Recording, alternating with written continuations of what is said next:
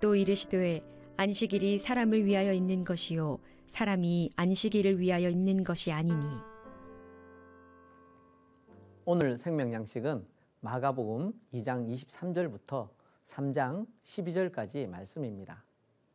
안식일에 예수께서 밀밭 사이로 지나가실새 그의 제자들이 길을 열며 이삭을 자르니 바리새인들이 예수께 말하되 보시오, 저들이 어찌하여 안식일에 하지 못할 일을 하나이까?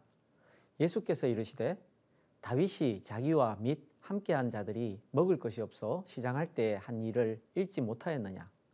그가 아비아달 대제사장 때에 하나님의 전에 들어가서 제사장 외에는 먹어서는 안 되는 진설병을 먹고 함께한 자들에게도 주지 아니하였느냐? 또 이르시되 안식일이 사람을 위하여 있는 것이요 사람이 안식일을 위하여 있는 것이 아니니 이러므로 인자는 안식일에도 주인이니라. 오늘 본문 바로 앞에서 세리나 죄인과 함께하지 않는다는 사귐의 구별이나 금식함으로 갖게 되는 시간과 삶을 경건에 솟는다는 생활 방식의 구별 모두 원래의 의도와 달리 가고 있다고 지적하신 예수님은 오늘 본문에서는 일주일 중 하루를 구별하는 안식일 규정에 대해 가르쳐 주십니다. 안식일은 날의 구별인데 그 구별이 무엇을 위한 것인가를 깨우쳐 주십니다. 안식일에 예수님이 밀밭 사이로 지나가시게 되었습니다. 그래서 제자들이 길을 열며 이삭을 잘랐습니다. 마태복음에서는 그때에 예수께서 안식일에 밀밭 사이로 가실새 제자들이 시장하여 이삭을 잘라 먹으니 라고 하셨습니다. 누가복음에서는 안식일에 예수께서 밀밭 사이로 지나가실새 제자들이 이삭을 잘라 손으로 비비어 먹으니 라고 하셨습니다. 밀밭을 지나며 이삭을 잘라 먹은 것은 문제가 아니었습니다. 내 이웃의 곡식밭에 들어갈 때에는 내가 손으로 그 이삭을 따도 되느니라. 그러나 내 이웃의 곡식밭에 낫을 대지는 말지니라 라는 말씀이 있기 때문입니다. 바리새인들이 문제 삼은 것은 왜 안식일에 이삭을 땄는가 였습니다. 너는 엿새 동안 일하고 일곱째 날에는 쉴지니 밭갈 때에나 거둘 때에도 쉴지며 라는 말씀을 어겼다는 겁니다. 이에 예수님은 다윗과 그 동료들이 한 일을 예로 들어 말씀하셨습니다. 다윗과 동료들이 진설병을 먹은 것은 경건한 사람들이 금지된 것을 한 예입니다. 이 예를 드심으로 예수님은 바리새인들의 율법 해석과 적용이 마치 다윗과 동료들의 공공한 상황을 전혀 고려하지 않은 채 그들을 정죄하는 것과 같다고 말씀하시는 것입니다. 안식일은 우리 인간의 쉼을 위해 주신 것인데 안식일을 주신 본래 의도는 잊은 채 엄격한 준수만 붙들고 있는 바리새인들을 꾸짖으신 것입니다.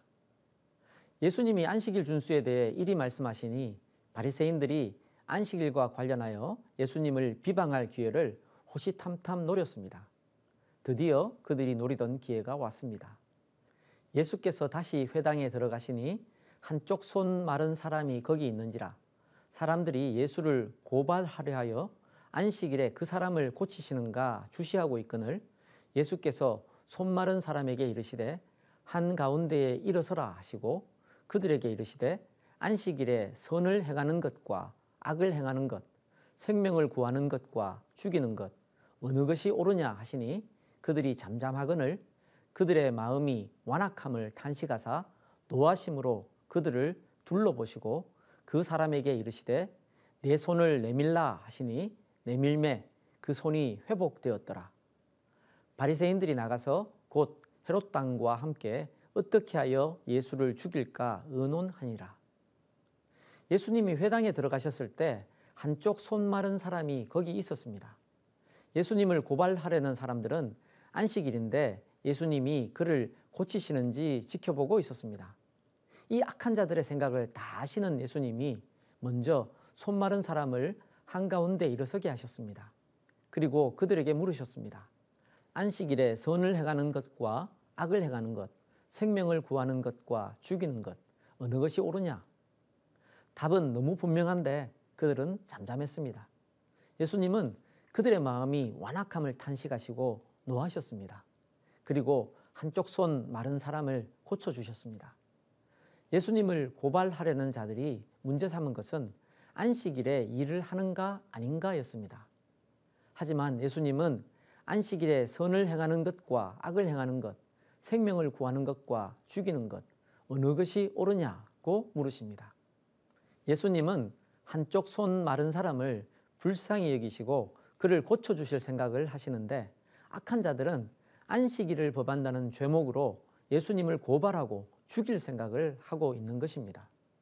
자신들의 그런 악한 의도를 꿰뚫어 보시며 물으시니 잠잠할 수밖에 없었겠지요.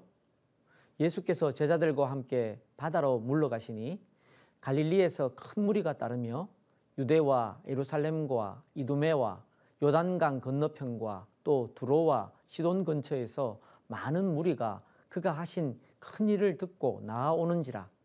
예수께서 무리가 에워싸 미는 것을 피하기 위하여 작은 배를 대기하도록 제자들에게 명하셨으니, 이는 많은 사람을 고치셨으므로 병으로 고생하는 자들이 예수를 만지고자 하여 몰려왔음이더라.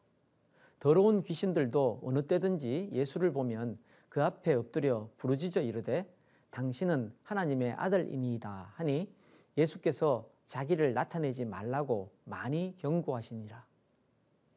각종 병자들을 고치시고 많은 귀신들을 내쫓으신 소문이 퍼져 이제는 여러 지역의 사람들이 몰려왔습니다. 더러운 귀신들도 예수님을 보면 당신은 하나님의 아들이니이다 라고 부르짖었습니다. 하지만 이것은 신앙 고백이 아닙니다. 귀신들은 예수님이 하나님이심을 알기에 두려워하지만 예수님을 믿고 신뢰하지는 않습니다. 그러므로 예수님은 귀신들에게 자기를 나타내지 말라고 경고하셨습니다. 복음 전파는 귀신들의 입을 통해서 되는 것이 아닙니다.